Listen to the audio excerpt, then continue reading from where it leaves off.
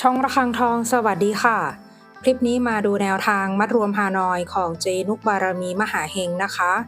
ฉบับนี้เป็นแนวทางประจำวันที่ 13 สิงหาคม 2569 ค่ะ ชุดแนวทางฮานอยวันนี้เจให้เด่นที่ 1 นะคะ 15 16 17 ตัวเน้น 19 ชุด 3 ตัว 141 ตัดเล่นตามชอบได้เลยนะคะ แนวทางโดยเจนุกบารมีมหาเฮงค่ะ แนวทางมีเข้ามีหลุดนะคะ ถ้าใครเห็นเลขแล้วชอบค่อยตาม แต่ถ้าไม่ชอบปล่อยผ่านก่อนได้เลยค่ะ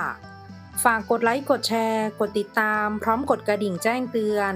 เพื่อที่จะไม่พลาดคลิปใหม่ๆจากช่องระฆังทองด้วยนะคะ ขอบพระคุณทุกท่านที่เข้ามารับชมค่ะ